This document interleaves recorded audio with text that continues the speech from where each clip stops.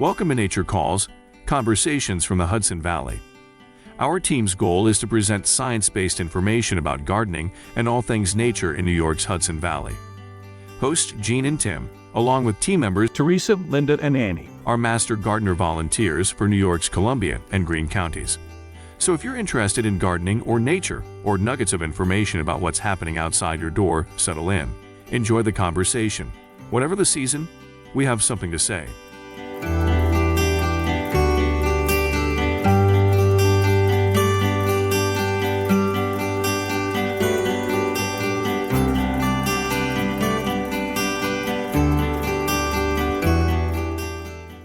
Hello, and welcome to Nature Calls, Conversations from the Hudson Valley.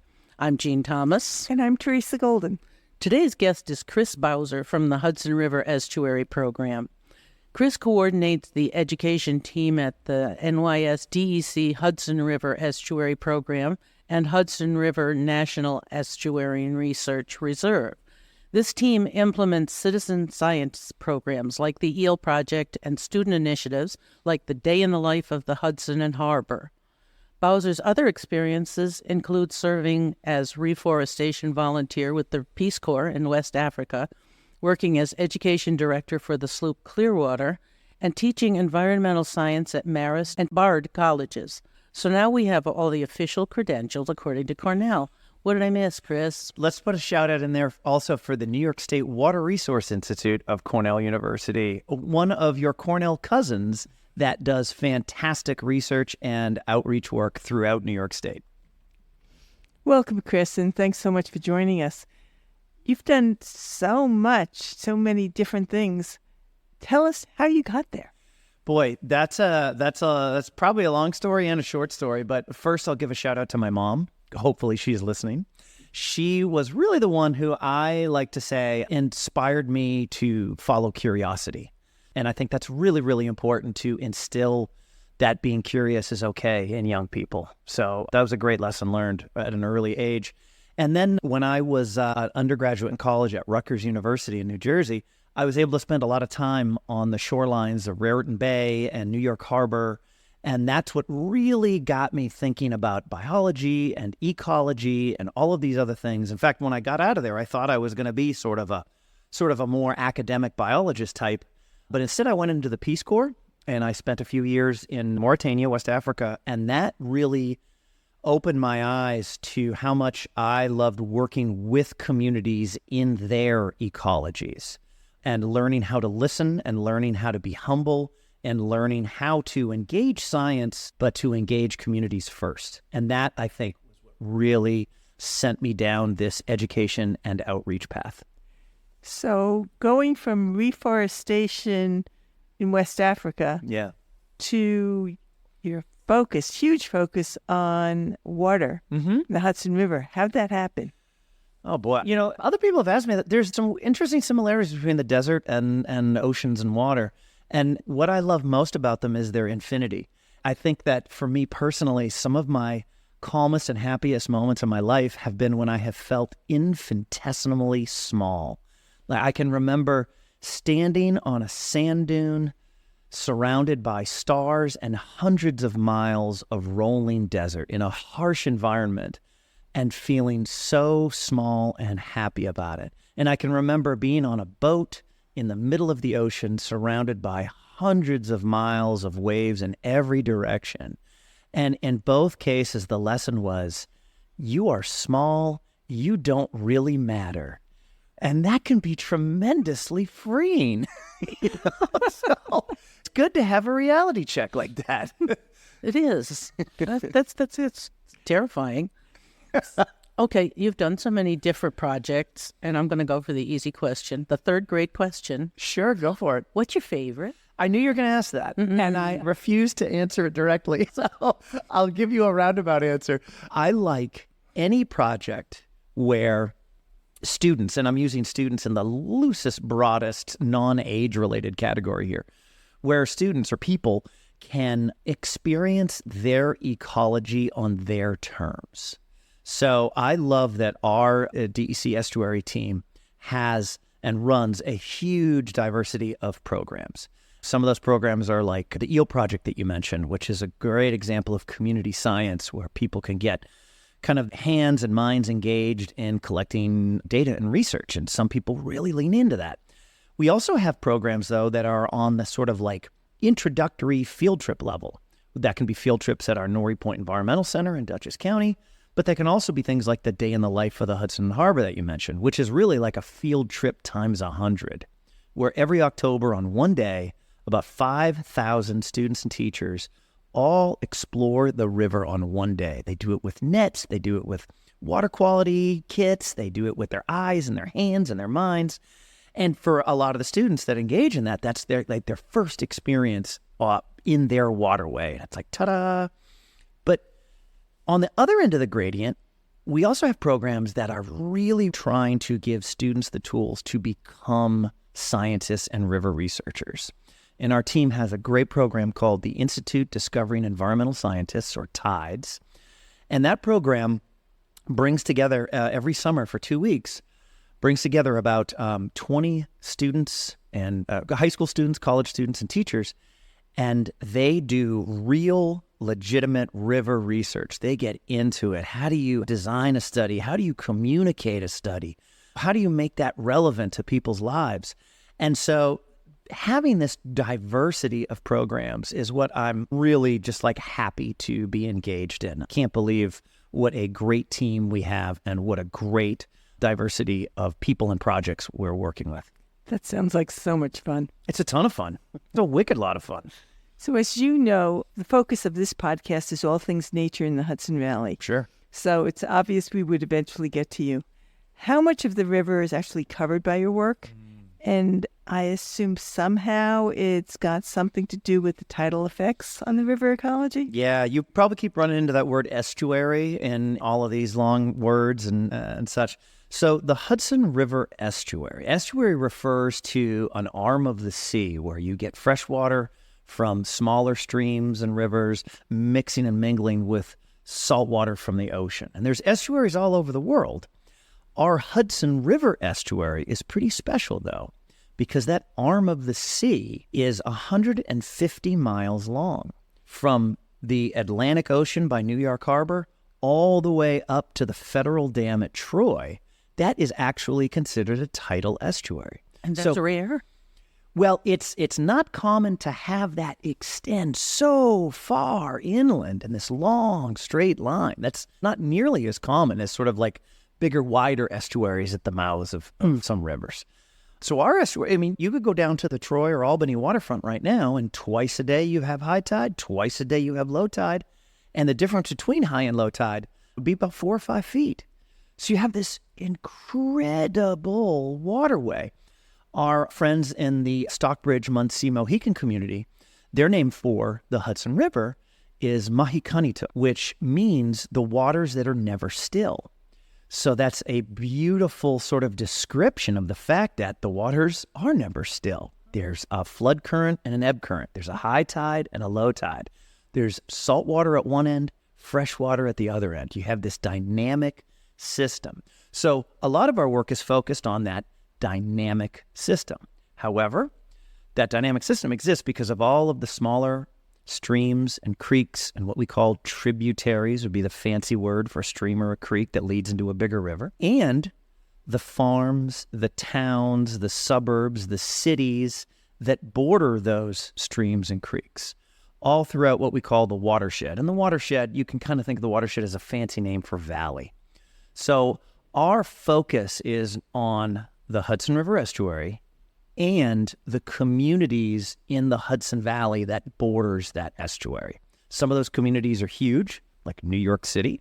Some of those communities are smaller, like little towns up in the hills. But all of them are connected by this idea of the Hudson River Estuary and watershed. So that's got to create some challenges to come up with programs that are going to appeal to city people as well as country folks. Yes and no. I think that, right, we started this podcast talking about curiosity, and I think that curiosity is something that many people have about their world. So you can have just as much of a eureka moment or uncover interesting wildlife in a small rural creek, and you can have that same eureka moment of discovery in an urban waterway. So a lot of it is just about taking a look at the Hudson River or related waterways that look kind of murky and hard to explore, and giving people enough tools so that they can explore that, and suddenly they can have their own discoveries of fish that live there, or the different water quality parameters, or the different uses of the river. And although the fish and water quality and the uses might be different in different geographies, the curiosity is what all of those communities have in common. I always found it fascinating, the saltwater versus freshwater line on the river, and how that changes in different times of the year and how it affects different communities. Some communities actually draw their freshwater from the Hudson, and therefore that's a problem. So that line between fresh and saltwater that you're talking about, remember, this is sort of like a gradient. This doesn't happen just like there's a wall. There's a gradient, but at some point we have what's called the salt front, which is the leading edge of diluted seawater and where it really becomes freshwater. That's going to change with time. If we have a wet spring with a lot of snow melt, that salt front might get pushed down all the way down by Westchester County or even south of the Tappan Zee. But if we have, on the other hand, a long, hot, dry summer, that salt front might start to move upriver. There's not a lot of fresh water pushing it down, so that salt front from the ocean moves up into the Newburgh area, then into the Poughkeepsie area, then into the Kingston area. And that's where it gets interesting, because the city of Poughkeepsie, for example, is one of several communities that gets their drinking water from the Hudson River Estuary. Now, it's treated, it's clean, it's fine, it's great, but there's no real easy way to filter out salt. So if that salt front starts to get close to the city of Poughkeepsie, they have to start thinking about some alternate measures, things like letting people know, hey, if you have needs to have very, very low sodium in your diet, you may want to consider bottled water while the salt front is this high. But then there's also things like reservoir releases that can help to put more fresh water in the system and push that south.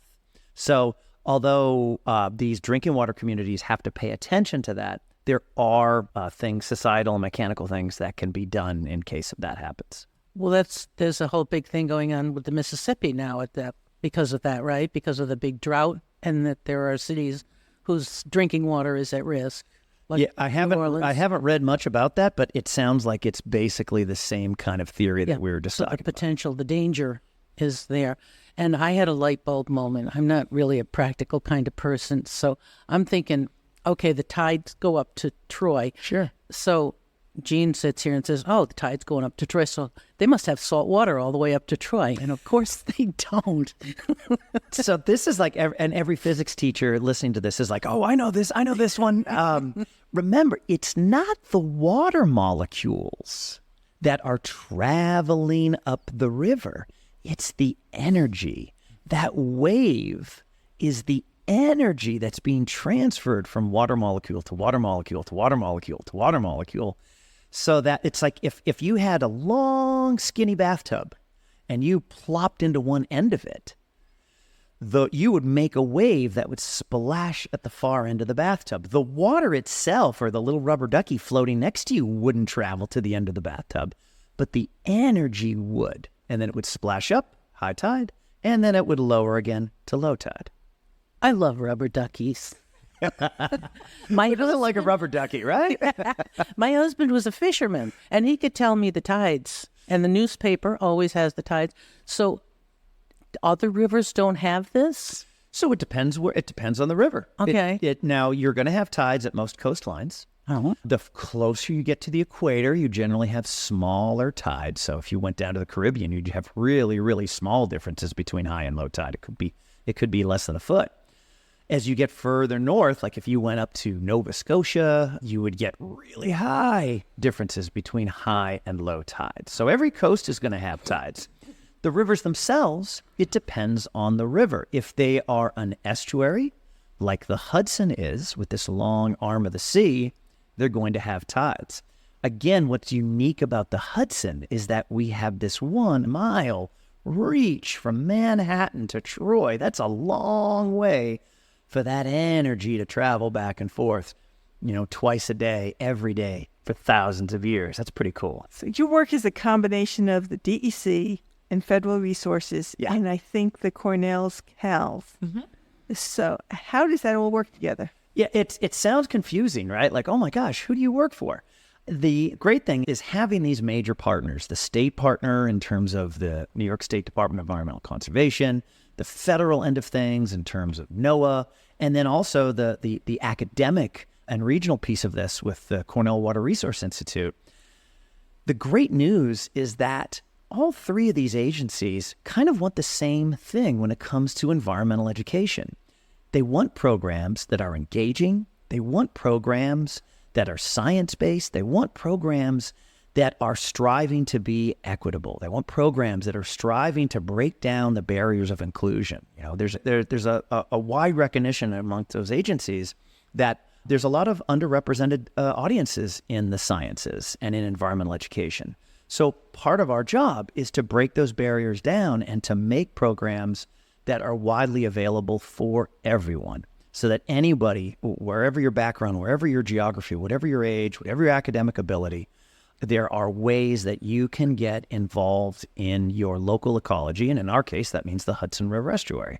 So even though there's a lot of agencies involved, thankfully, when it comes to education, I think everybody wants the same thing. And the great news about that is then it's great to have different partners at different levels that can be relied on as experts and as resources for building these programs.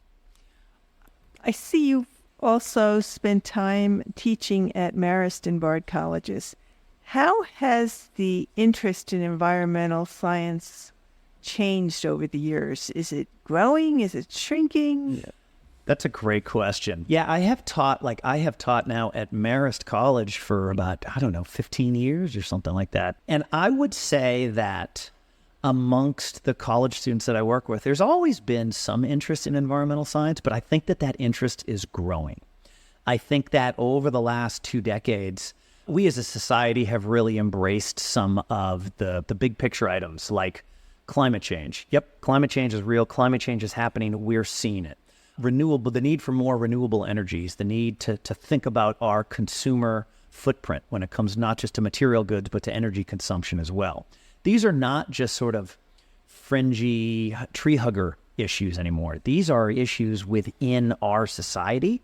And I think that we're seeing that reflected in a lot of the students that are coming into our classes. And so I think that interest in environmental science and interest in environmental science majors is growing at the colleges that I work with and really all over the world. Okay. When you're talking about educating and you're teaching all these college kids, an awful lot of them, I suspect you planted the seed with the Clearwater project. I did work for the Clearwater, and that hasn't come up yet. Yeah. And that was just a huge success, and that goes back, I don't even know how far. And it was 1969. That boat started sailing on the Hudson River. Yeah, and that's done such a wonderful. I'm a huge fan of the Hudson River Sloop Clearwater. Yeah, and that was before it became popular to think about climate change. Sure. And now, historically, you look at the Hudson River had been a source of ice. Harvesting industry was huge. Now that's totally impossible now. So, how much? I don't know if it's quantifiable. Has the focus changed toward addressing climate change? Because there's appreciable differences now, obviously. I'd say that there's a lot of focus on looking at climate change. So, now I'm kind of representing much larger teams within DEC and Cornell in this answer.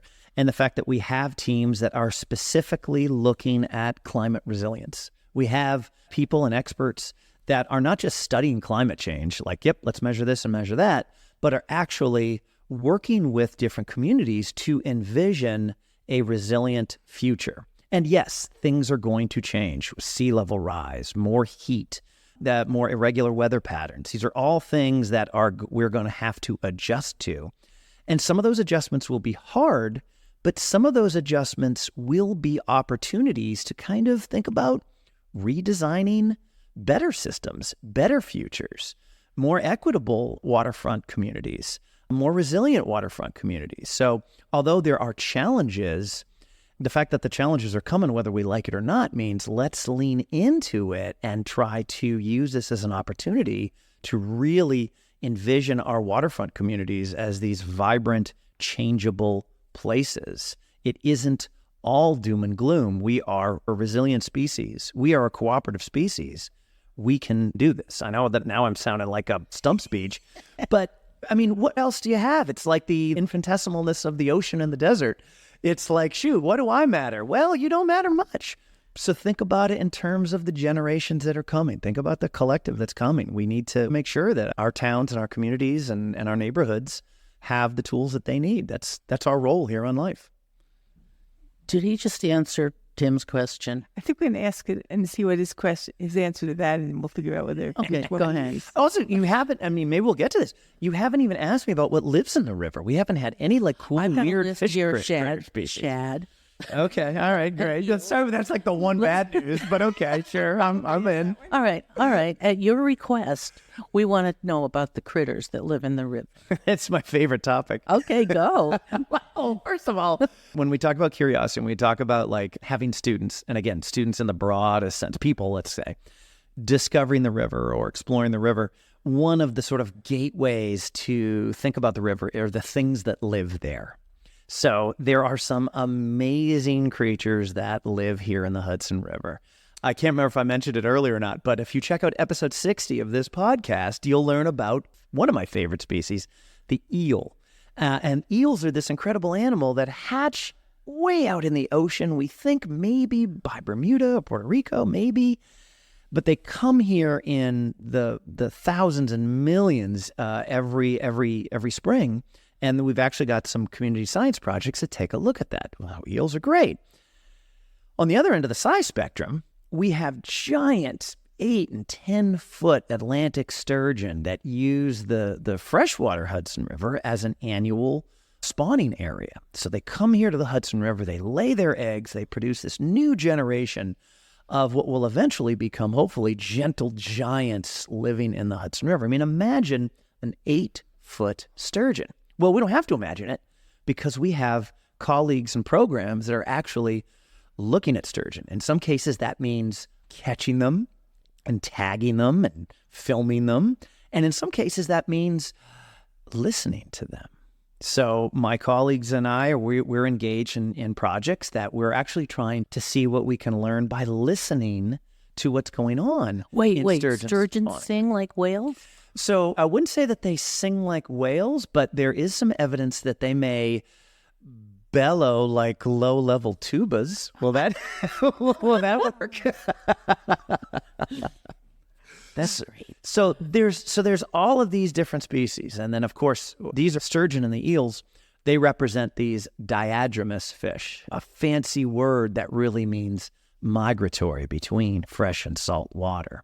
Then there's lots of other species that spend their whole life here in the Hudson River. Some of them are freshwater species, like spot-tail shiners and killifish, which anybody could catch in their local stream. Some of them are saltwater creatures, like the glorious seahorse, which most people, when I tell them lives in the piers and the pilings around New York Harbor, are like, nah, we don't have seahorses there. And we 100% do. Caught them many, many times. Seahorses. I wish we had a camera because our faces are just like, holy cow. Yeah. Seahorses brings a smile just like Rubber Ducky did. Yeah. Except that seahorses are the real deal. It's like you catch a seahorse and you're like, that is every bit as cool and cute as I thought it would be. And here's what I love about being an educator on the Hudson River. It's easy to spend time on Instagram feeds and TV documentaries looking at, nature documentaries and faraway places that seem, out of touch but beautiful. But guess what? Under the waves of the river, it is just as amazing. You need some tools to get down there and take a look at it, but that's part of our team's goal, is to give people the tools and the knowledge to actually realize that we all live in this incredibly special, dynamic, astounding place called the Hudson River Estuary. I'm going to order me some hip boots. I would suggest chest waders, but waders? Okay, that's good. You can start small if you like. This has been a fascinating discussion. I'm so glad you came. We want to end the conversation, though, with a question that we ask everybody. Mm-hmm. And that's a question of what gives you hope for the future? It's almost just like, it almost writes itself, right? You tell me, as you know that I'm an environmental educator, what do you think gives me hope for the future? Well, I suspect it's the reaction of the younger generation. Absolutely. That is exactly what the answer is what gives me hope for the future is the fact that in my job, I'm lucky enough that my job, it constantly renews itself. Even if our programs are like, yep, we're doing the eel project again. Yep, we're doing tides again. Yep, we're doing day in the life again. Yep, we have another field trip. But it's the first field trip for that student. It could be the first time that person engages with the Hudson River. But it may not be the last time they do. That may be part of their continuum. I don't like the analogy of career ladders, but I do like the analogy of career or life stepping stones. And I think what our programs do is they put down stepping stones across a stream. If a young person or an older person wants to choose to step onto one of our programs and experience the world that way, that is their choice. And I love that so many choose to cross the stream of their lives by engaging with our programs, even for just a little bit. So that's what gives me hope. Well, I think you've just expanded my little tiny brain. I don't know about Teresa's, but thank you so much. This was an absolute treat. Will you come back and play with us again? Absolutely. Anytime. We just touched the tip of the estuary berg when it comes to all of the different cool things that live there. We can do a whole program just on one cool animal after another. You're on. We look forward to having you back. Thank you so much, Chris. My pleasure. And thank you all for allowing me to be here and for continuing to communicate with many different people about the importance of nature in our valley.